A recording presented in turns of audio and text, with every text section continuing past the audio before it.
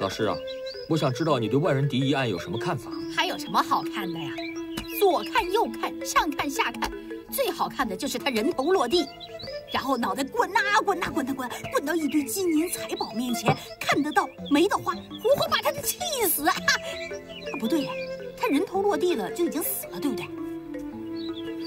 树大招风，活命难逃啊！老师，这回他是不是必死无疑啊？过去他在各县行事招摇，以至于各县的知县呢都想问他的斩。何大人立功心切，这次啊，何大人罗列出的那些罪状，很多都与他无关，有些杀人劫阴的罪状根本就发生在他来春田县之前的。哎呀，阎王要你3更死，不会留人到5更。明白，我闭嘴。不啊，你这次啊说得非常之正确。真的？这个案件呢，不在于他杀没杀过人，只是啊，何大人想不想让他死？既然何大人想要问他的斩，到时候就会有诸多的刁难呐。那万人敌他不是一个十恶不赦之徒，我在山寨与他交往过一段日子，我可以肯定，他是一个很讲义气的人，甚至还会济人之急呢。那又怎么样啊？别说不会有壮士肯接这单案子，就算肯接了，也必定过不了何大人的那一关呢。再说了，要帮一个这么恶贯满盈的山贼打这场官司，也是不太名誉的嘛。这些钱赚了，也会把名声坏了。这回你师娘啊，说得非常正确。万人敌过得了过不了这一关，就看他自己的造化了。哎呀，来呀，美人啊！何大人啊，来，我在这儿了，在这儿了，在这儿了。哎，美人，哎呦，你不要命了？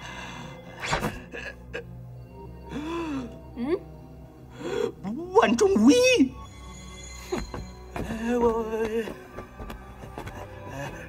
你不用怕，我不是来杀你，我要杀你，你10条命也不够死。来，给你的。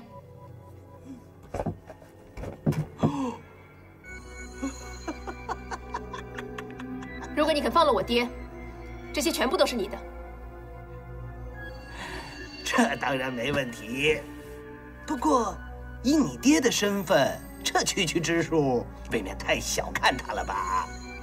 哼，你不要得寸进尺。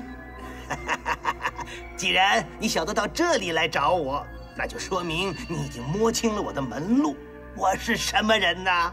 我活脱脱就是一个贪官呐！啊！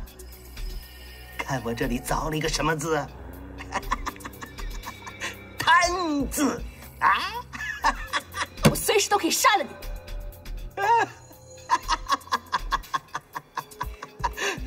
那就动手啊！我妻子早亡，无儿无女，我视这些金银如浮云，我一生就以追求这些浮云为目标。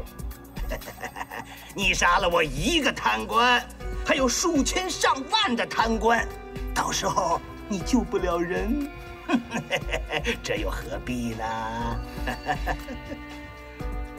我们又不是富贵山贼，哪有那么多钱给你啊？小婉儿，宋世杰他骗了你了。啊？他早就把你家的钱财放于你爹的结拜3兄弟那儿的那件事，他已经告诉我了。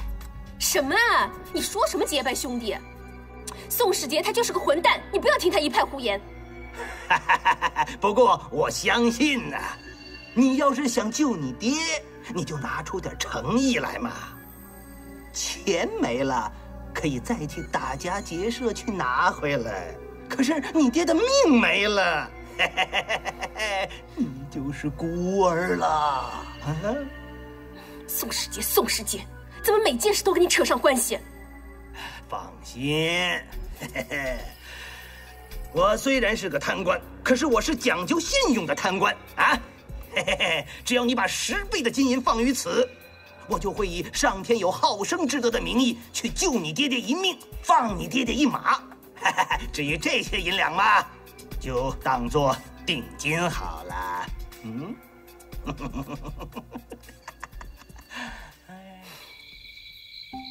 那个宋世杰，我前世是不是跟他有10冤9仇？怎么每次都栽在他手里？在我们老一辈讲呢，这叫缘分。所谓呢，无缘不成父子，无缘不成冤家。哎，谁跟他是冤家？一次害我不死，还想来第2次啊？不过我觉得这也可能是那个宋世杰的缓兵之计。如果他不这么说的话，债主可能早被那狗官给问斩了。对呀，你们想想啊，这个狗官到现在也不肯开堂审债主，只是听了宋世杰的话。我就说嘛，债主这个人呢，非常聪明，他能跟宋世杰称兄道弟的，一定会有他的道理。那又怎么样？现在救得了爹吗？救人救一半，然后就走了，这算什么帮人呢？唉，最可惜的是，带出来的财宝太少了。如果让我再回去一次的话，我肯定会多拿一些财宝回来，加上我们现在手上这些，一定可以凑足那个狗官要的数字的。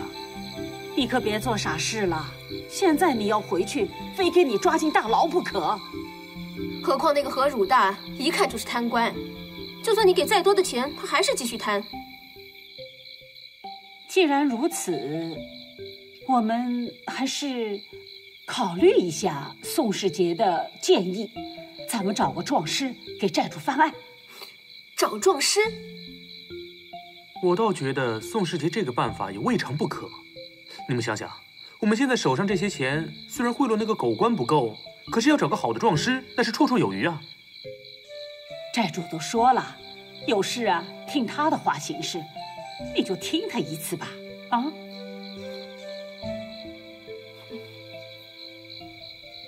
你想通了就好。我师兄是整个春田县最好的壮师，也是我老师的得意门生，有他帮你，准可把你爹救出来。让我想想。你不要再想了，现在救的是你的爹。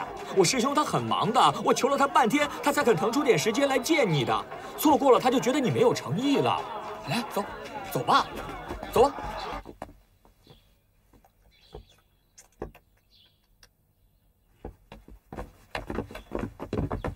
师兄，师兄，师兄。师兄，师兄，这位呢就是万中无一，也就是万人敌的女儿。他老爹的案子，希望你能够帮一帮他的忙。宋世杰说你是此地最有名的壮师，极力推荐你。我希望你不要让我失望。哼，你父亲的来头也不小，如果是换做其他壮师的话，恐怕要不了多久就会让县老爷赶出县衙门了。你真的很有信心？在下不才，运气还是有一点的。至今为止，公堂之上尚无败绩。不过左某黑白分明，从不昧着良心做事。你这么说什么意思？我说的还不够清楚吗？自古正邪不两立，万中无一，耗子请猫做伴娘。左成风，我今天来见你，以为你是个1等1的正人君子，原来你也是是非不分。哼，你们父女俩占山为王，祸害乡里，还好意思跟我说是非，真是不知廉耻。哎呀，师兄，万人敌和万中无一跟一般的山贼不一样的，你千万别误会了。天下乌鸦一般黑，你见过不吃肉的狼吗？像你这种人，跟何汝大那个狗官有什么区别？我怎么会信你呀？不是，我真是傻。哼，且慢！万中无一，你以为想来则来，想去则去吗？来人！出来！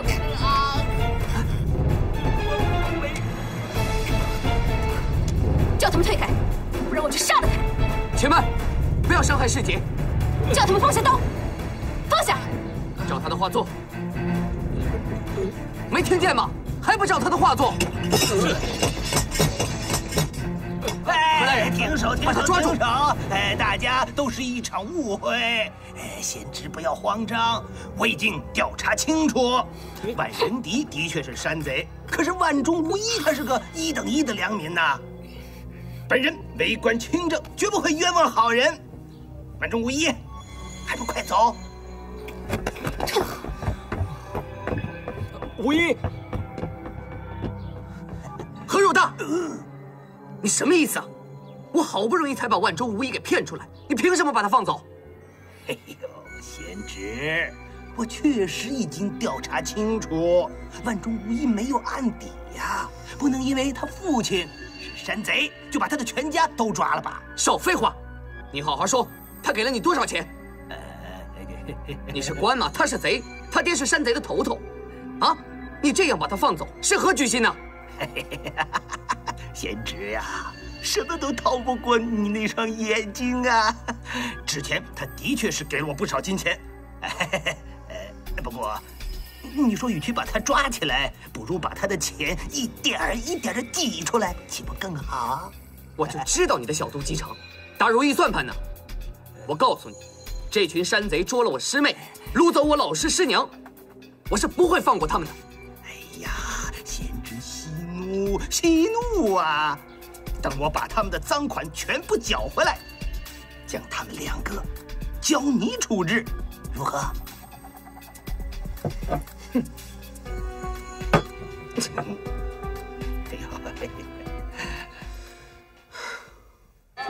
你相信我，我真的没有出卖你。我不知道他带了衙差来，不错，他是我的师兄。但我既然称呼你爹为大哥，我当然偏向你多一点，我偏向你多一点。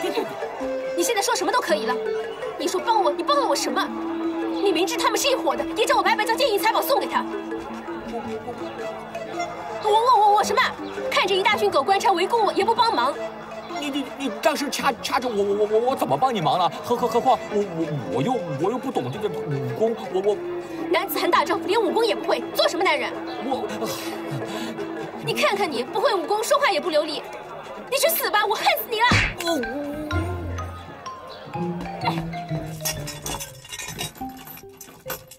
哎，幸亏呀，我们在这之前呢贿赂了何大人，要不我们真是凶多吉少。你说这个宋世杰介绍什么左成风，那人根本就不行。不过我相信宋世杰也是有心帮我们的，只不过是遇人不淑罢了。这个宋世杰，我真想狠揍他一顿。哎呀，有力气打人呐，还不如想一想今后怎么做会更好。那个姓左的不帮我们，我相信一定会有一个壮士能够打赢这场官司。我们再找找看。还找壮士？不如我们去劫狱。无一呀，你千万不要乱来呀！我们现在呀是势单力薄，咱们的兄弟呀全都跑了，就靠你一个人是救不了你爹的。我不管，我遇佛杀佛，遇人杀人。万家就你一个后，你千万不能出事啊！乳娘，你以前一直都是支持我的。我支持你，但我不支持你去死。但是我要去救我爹。我同意，咱们再想想办法。现在已经没办法了。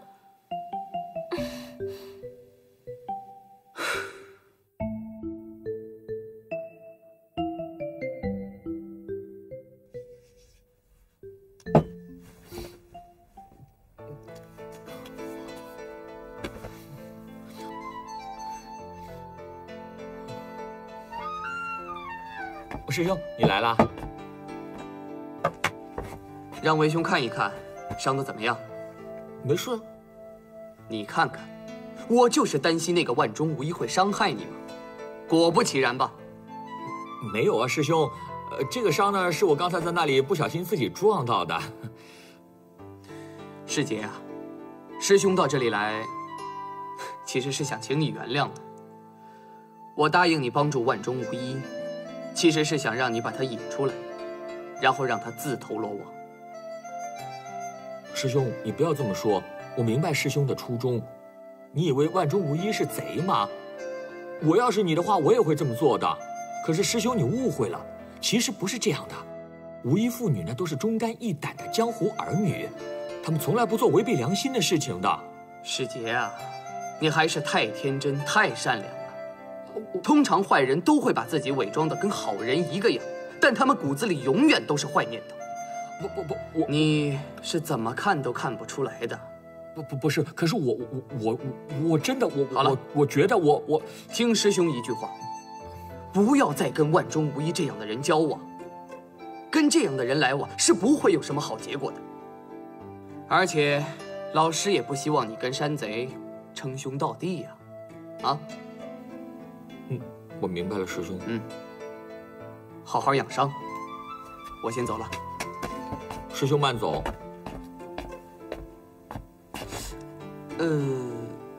什么事啊？啊，也没什么事。好好养伤，早点歇着啊。哦。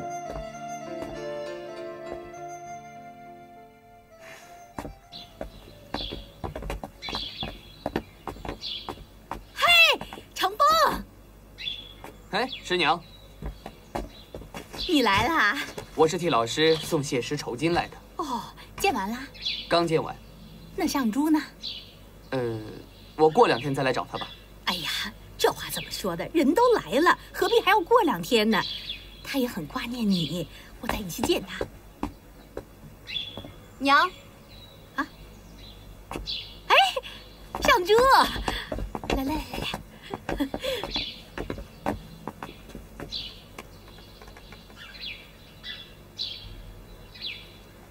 哇，你们看，今天天气啊，多明媚呀！你们俩应该呀出去郊游一下，比如说骑骑马，射射箭呐，还有钓钓鱼。哎呀，我知道了，我们这儿呢新来了个戏班，有一个新的曲目，你们可以去看戏呀，又不会日晒雨淋，台上恩恩爱爱，台下卿卿我我。师娘不知道那些地方无聊吵闹，只有些贩夫走卒才喜欢去。对啊，我也不喜欢去。哎呀，真是君心知我心，心灵相通啊！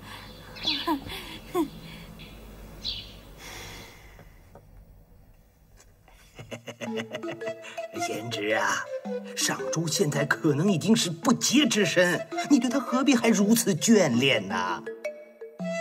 你有多久没有相好的了？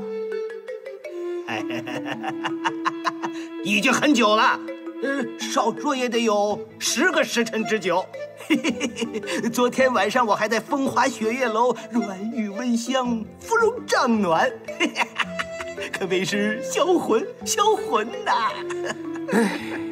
你这是兽欲，知道爱情是什么吗？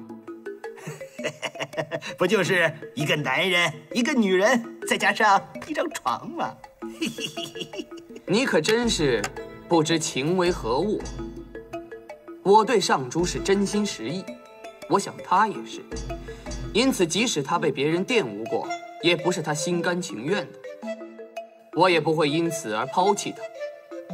哎呦，贤侄真是痴情，情痴！贤侄真可说是绝世好男人，一个真正的情圣。我想上珠如若嫁给贤侄，那她真是幸福啊！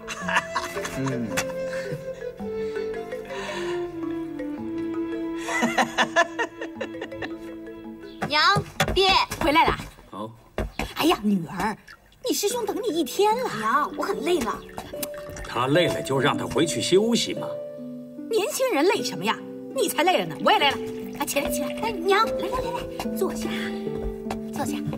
替我们招呼师兄啊！走，出去！快！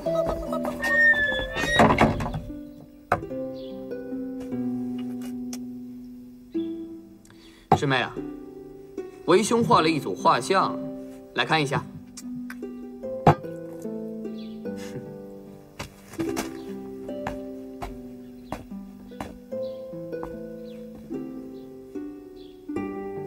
师妹，请看。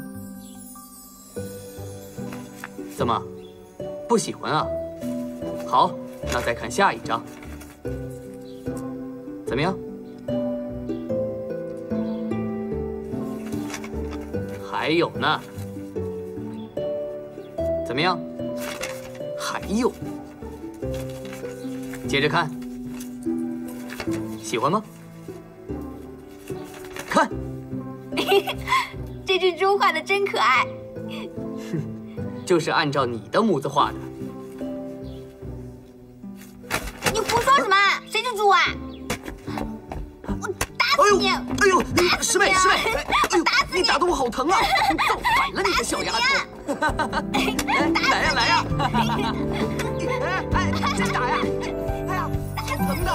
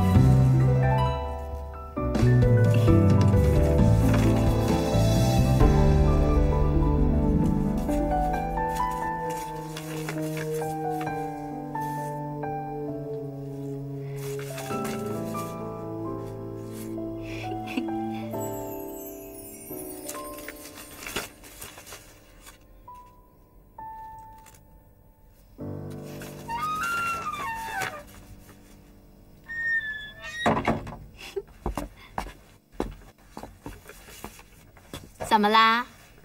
不生你师兄的气啦？看他以后还敢不敢随便误会我？你看看你，都快做人娘子了，还这么孩子气，你就不怕被别人笑话呀？娘，你说什么啊？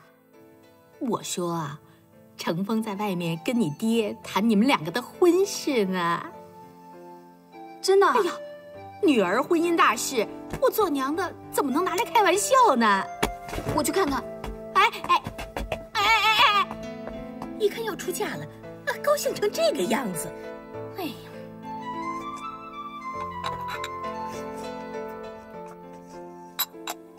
程峰啊，关于这门亲事，我始终认为上珠还年幼。再说，我们二老也不希望上珠这么快的离开我们啊。老师啊，这个容易。等我们俩成亲以后，可以接二老过来住。而且，为了上珠，我可以入赘蒋家。好，这不是太为难你了吗？能够娶到上珠，一直是我的心愿，又何来为难之说呀？那这……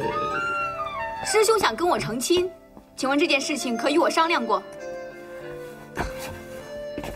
师妹，这你大可以放心，我们的婚事我一定办得风风光光。这样的话，师妹你也好有时间调整一下自己的心态啊。师兄，我现在还不想成亲。师妹可知，甘罗12早拜相，姜太公80遇文王。如果要你选择的话，你选择哪一个？而且好花一折，就让我们做一对金童玉女，丽影现人间，岂不快哉？成亲是2个人的事情，又关别人什么事？让更多的人关心我们，羡慕我们，岂不是更好？如果真的是两情相悦的话，又怎么会去在乎这些呢？真的是两情相悦，纵使是避世深山，也会觉得幸福美满，苍穹到老。师妹，你是故意来刁难我呀？你是知道我放弃不了名利。好，我就为了你避世深山，这样你可以嫁给我了吧？哎呀，有话好说，有话好说。师兄是威胁我。这话应该是我来说才对吧？我已经对你百般让步，万般谦让了。夫妻之间，贵在于够知心。如果师兄这么为难的话，我们又何必结合呢？师妹，你终于把话说出来，我看你是有心悔婚。敢问师兄，上珠什么时候答应过这门亲事？女子的婚姻本来就是父母之命，昔日师娘一诺千金，除非上珠你大逆不道，不认这个娘亲。不会的，不会的，我女儿最听我的话了。婚姻大事怎么能当儿戏呢？也得让她自己喜欢才好啊。老师所言甚是啊，学生谨记。不过，身为老师的女儿，我想也不会让老师食言悔婚吧。师兄知道我的脾气，我是最讨厌人家威胁我。不与师兄成亲，是我自己的决定，跟我爹娘没有任何关系。师兄如果想要状告我的话，就尽管状告好了，我是不会嫁的。哎，还没说完呢，上珠，上珠！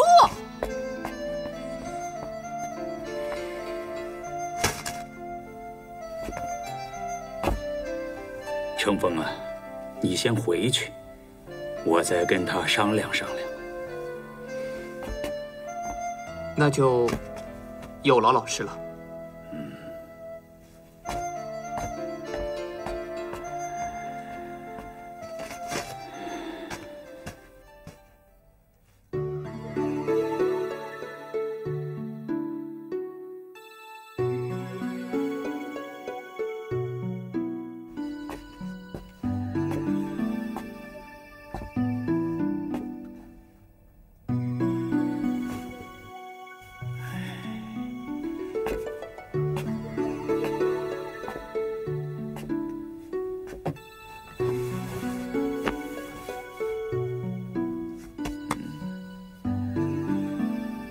女儿啊，还在生爹的气啊？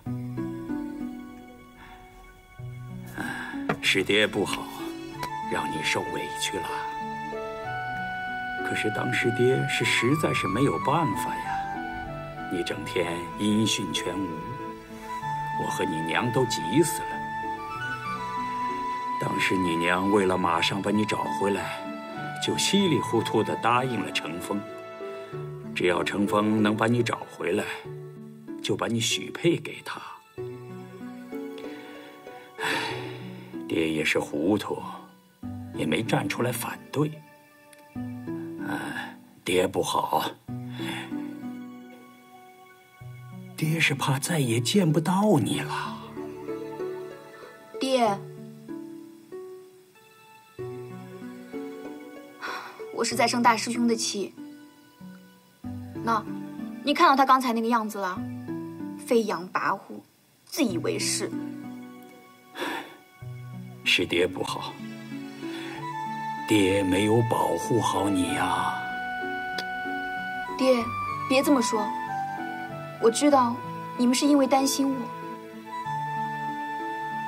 可是上珠现在还没想好是不是要嫁人。况且，我觉得自己越来越不了解师兄了。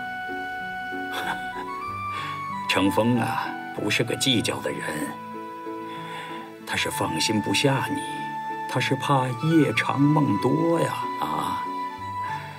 哎，乖女儿啊，你也该收收心了，别整天疯疯癫癫的，搁谁也放心不下呀。谁疯疯癫癫的了？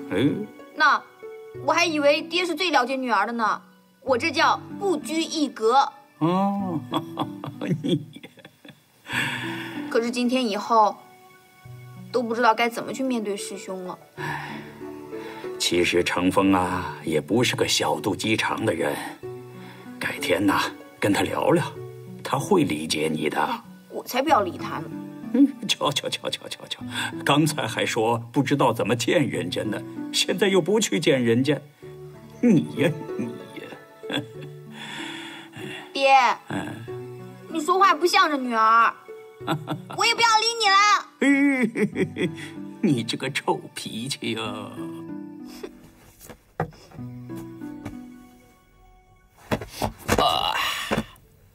刚才我进来的时候啊，听到那个左壮师啊跟老爷提亲呢，也不知道他们什么时候能成亲。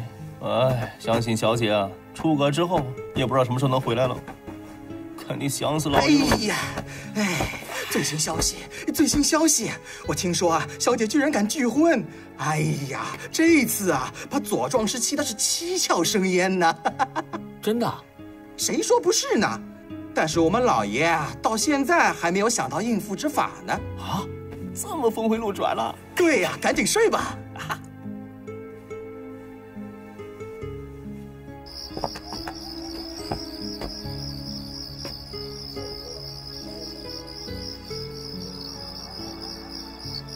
你要不是站在我这边呢，就不要过来哦。我当然是来帮你的。好烦啊，脑子好乱。爹娘答应让我嫁给大师兄，无论如何，这都是父母之命、媒妁之言。可是大师兄也不能借这个来逼我呀，我最讨厌人家逼我了。那，你真的不喜欢他？喜欢是一定有的了，只是总觉得我们之间有什么对与不对。反正我现在还没想好要嫁人呢。但是外面的人觉得你们俩都很配的嘛。你也是这样认为的吗？糟糕了，看来我平时有做的不对的地方，我待人太热情了，可能让大师兄都误会了。我应该好好检讨一下自己。如果他真的要逼你成亲的话，那你会怎么办呢？我是那种会受人家威胁的人吗？大不了我就跑嘛。跑？你跑到哪里去啊？跑，我也不知道跑到哪里。哎呀，反正现在爹逼着我嫁给大师兄，在这个情况下嫁给他，我肯定是不情不愿的。比如说让我自己去跟大师兄说，我又不知道怎么跟他说。我觉得你挺足智多谋的，帮我想个办法。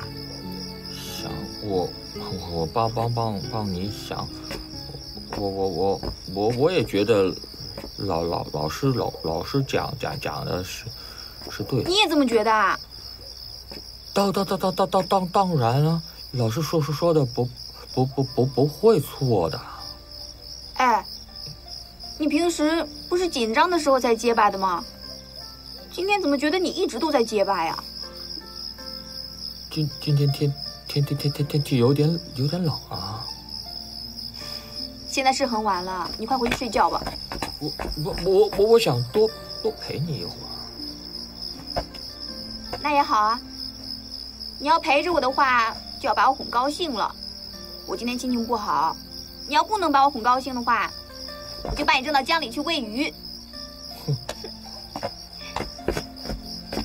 呀，你好残忍呐！早点嫁人算了。好好玩啊！你看，还有一个，给我。你这么霸道，我不给你。给我啊！给我啊！大肥婆，我跟你说，大肥婆，你敢说我是大肥猪？我真的把你扔到江里去喂鱼啊！姑娘，你爹的案子整个春田县都知道，每一条都是死罪啊！哪个壮士敢接啊？你还是回吧。沈壮士，求求你，沈壮士，沈壮士。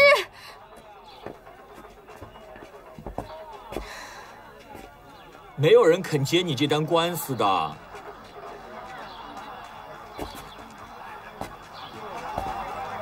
你来干什么？我去找过乳娘，他跟我说你已经走遍了整个春田县了。如果你还要找壮师的话，可能要到临县去才行。我的事不用你操心，我不会放弃的。对，做人是不应该失去信心的。我知道，在春田县其实还有一位好壮师，他如果肯受理此案的话，应该胜算是挺高的。你上次不是说你的那个什么左成风已经是春田县最好的了吗？虽然成风师兄已经是很厉害的壮师了，但是我这次要带你去见的是我左师兄的老师，也就是我的老师。不过他已经金盆洗手10多年，如果他肯出山的话，那你爹这次就一定有机会了。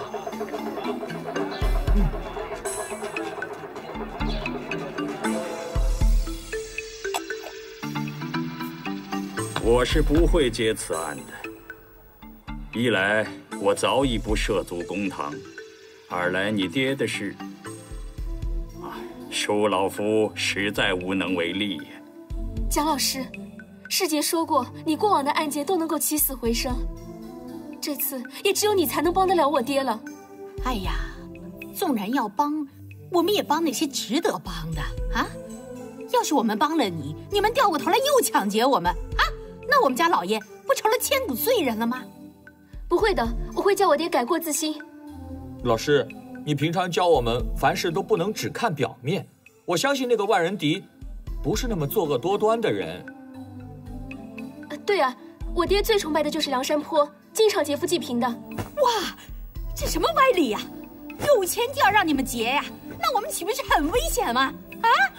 我们虽是山贼，但我们光明磊落。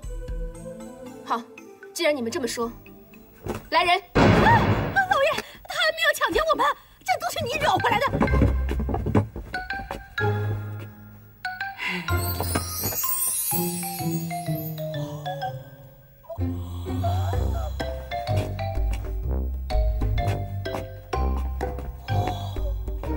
这只是小小的见面礼，救到我爹之后还会有后酬。到时你拿这些钱去接济穷人也行，或是当诉讼费也行，悉随尊便。我们当然会去济贫了，我们是慈善之家嘛。夫人，干嘛你？蒋老爷，我们家无一可是孝顺的女儿，你就成全她吧。二位无需多言，我是不会接此案的。蒋老师，现在只有你能救我爹了。无一，你不要这样子了，无一，无一，无一，要扣也由我来扣。哎呀，这是父慈子孝啊，闻者伤心，见者流泪呀。哎呀，老爷，你怎么这么铁石心肠呢？蒋老师，我知道我们过往做山贼，却有不是之处。假若这次我爹能逃过不死，我们就会放下屠刀，退出江湖。哎，老爷，等等，你先别走，老快出来。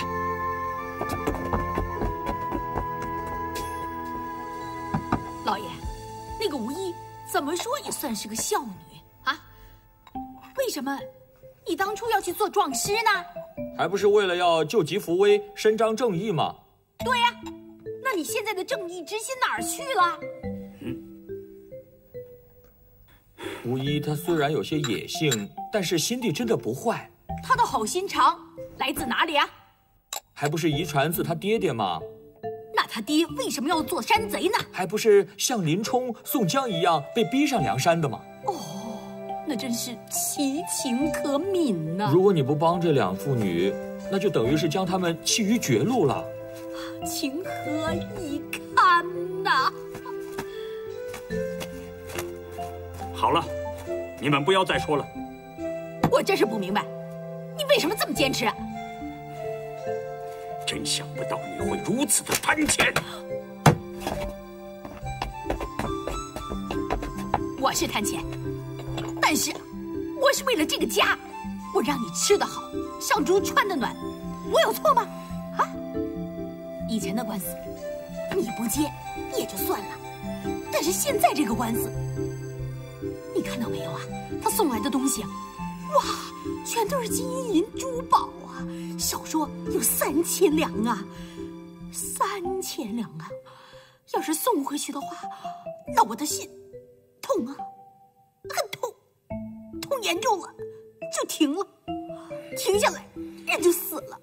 老爷，你也不想这么早就跟我阴阳相隔吧，老爷？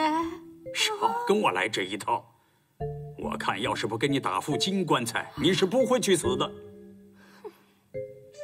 老师，请求你让世杰来接这个官司吧。你？什么？是。虽然我不是一个正式的壮师，老师也从来没有正式授业，但我自问也学得一鳞半爪。况且这场官司实在是何大人欲加之罪，我相信未必胜算全无。慢着，你要知道你的所学全部来自老爷。如果你接这场官司的话呢，诉讼费全部上缴。这个当然了。天才，老爷呀，世杰是个天才呀，我们做长辈的，不应该把他给埋没了吗？对不对？我要是答应了他，我就愧对故人。老爷啊，这个官司你不接，你又不让世杰去接啊，那怎么办呢？啊，人命关天呐，你就让那个人无辜的人白白去送死？师娘，你别动气了。我不是动气呀，我是痛心疾首啊！现在是世杰想做壮士，想帮人，是不是？你连这个机会都不肯给他，以后看到故人呐，真是愧对故人呐！我答应了他，才是愧对故人。这么难做的案子，我都不敢接，师姐应付得了吗？可以。你看世杰青眉剑目，气宇轩昂，往公堂上一站，已经能够震慑全场。何大人看见了，一定胆战心寒。世杰再口若悬河，滔滔雄辩，这一点还有待改善呢。上堂时不准结结巴了。知道。你看看，现在连话都讲不清楚，到了公堂上，那还把他吓得一句话都讲不出来啊！何大人本来就怀疑他与山贼有关系，他在帮着山贼打官司，那还不得打成一个从犯呢？不会的，不用怕。好了，这件事不要再说了，我是不会同意的。世杰，你给我记住，以后不要和万人敌来往，否则家法伺候。知道了。